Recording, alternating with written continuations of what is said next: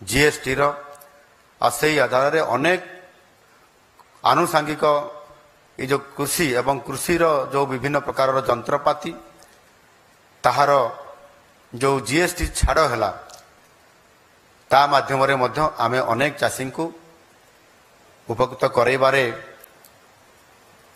तांकर जो शस्य उत्पादन क्षेत्र में जो खर्च हुए जो अर्थ ताकू कम कराइबारे आज जीएसटी रिफॉर्म हवा फल आज आमे कम करि पारिछंती। सेही भली भाबरे राजस्व मंत्री प्रजा खान्ना संशोधन ताकू कौन कहते इंग्राजी रे कलम टू करेक्शन इथिरे बहुत बड़ा गोटे ये जो प्रजाखाना संशोधन आम करी पीढ़ी पर पीढ़ी चली जाऊथबा भितरे मध्य ता नाती आसिकी पहुँचलानी ता बापर भी पट्टा नहीं ता दादार पट्टा अच्छी ना ता आहुरी उपरे जो पट्टा द्वारा आवश्यक जो योजना गुड़िक से पट्टार आवश्यकता अच्छी तार प्रतिबंधक सृष्टि होता आज गोटे व्यापक परिवर्तन हो पारी से भाव में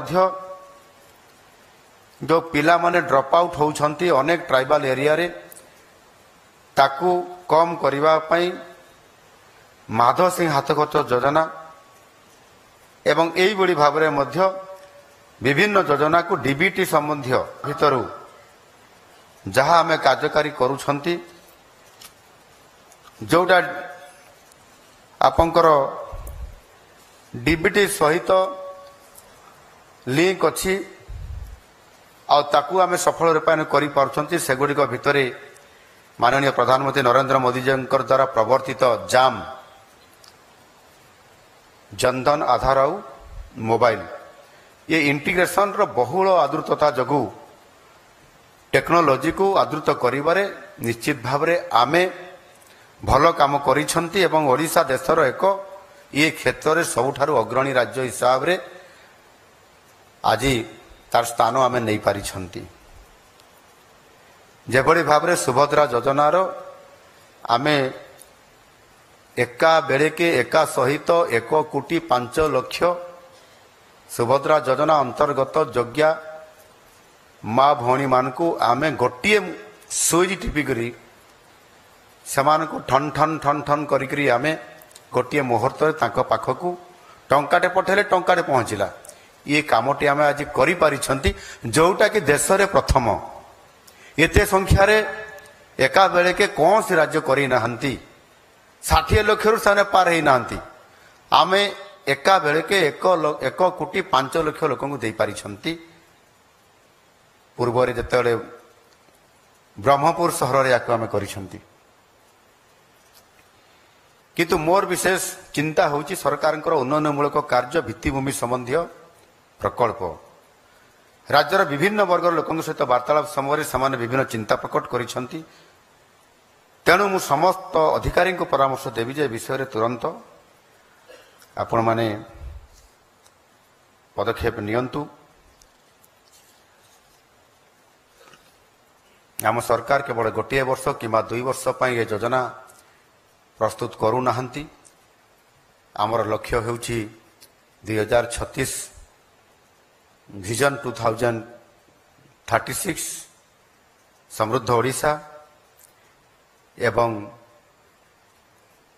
2047 विकसित ओडिशा विकसित भारत।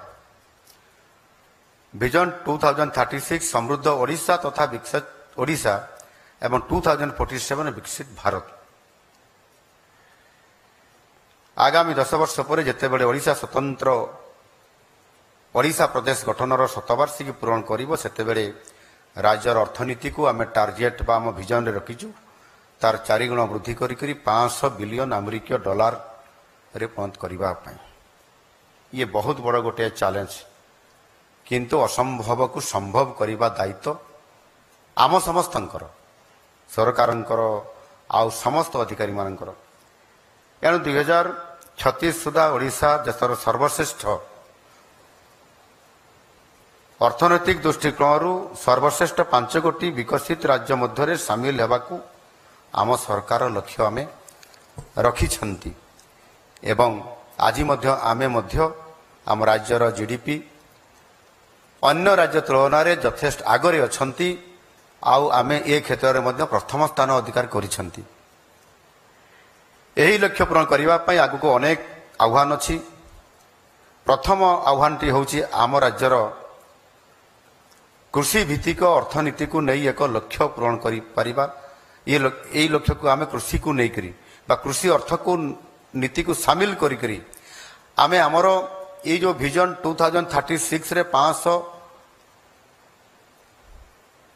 बिलियन डॉलर अर्थनीतिर कथा आमे कहउचनी ताकू पूरण आउ यार उत्तर रे हुए तो आपण माने समस्ते जानिथिबे उत्तर ना आसीबो। सेथिबे हमकु कोन करिया पई पड़ियो ता प्रस्ताव मध्ये आपण माने देबार आवश्यकता अछि। कारण वर्तमान राज्यर 60% लोक कृषि एवं आनुषंगिक कार्य उपरे सामने नियोजित अछंती आ ता भितर माछ चाष गो एवं प्राणी पालन रे सामने नियोजित अछंती।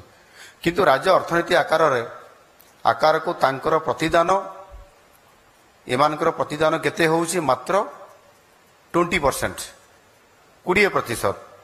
यही मॉडल द्रुत विकास पाई केबे हेले सस्टेनेबल ये मॉडल नुह। तेणु आम सरकार कृषि भित्तिक अर्थनीति एक मिश्रित अर्थनीति अर्थात मिक्स्ड इकोनॉमी आड़ को अग्रसर होगा को आमे कार्य करुछंती। आउ कृषि क्षेत्र नियोजित होता बड़का श्रम को उद्योग सेवा रप्तानी परी अन्य क्षेत्र में मध्य याकू नियोजित करा जिवो। आउ सेथिपाई ए जो मिश्रित अर्थनीति बा क्रॉप डाइवर्सिफिकेशन यार को आमको जीवा पाई पड़िबो। आउ ताहा करले ही जाइकी हमर जो अर्थनीति रे जो भागीदारी चाषी मानकर जो माने रहउचंती 60% रु अधिक जो मानकर 20% मात्र अवदान रहउची ये आधार रे जदि आमे जीवा ताहले केबे भी आमे श्रेष्ठ 5टी राज्य भितर आमर स्थान को आमे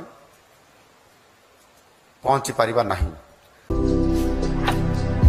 भारतर एकमात्र परीक्षित बायोसार पृथ्वी प्रो माटी को रखे सुस्थ दिए नुआ जीवन। धान पनीपरिबा और डाली जातीय फसल पाई लाभदायक अमल बढ़ाए रोग कमाए। आज ही जमी रे प्रयोग करंतु। जोगाजोग पाई 9937054201 नंबर को डायल करंतु। आम सह जोड़ी हेबा पाई आमको लाइक फॉलो और सब्सक्राइब करंतु। अधिक अपडेट पाई विजिट करंतु आम वेबसाइट thequiver.in।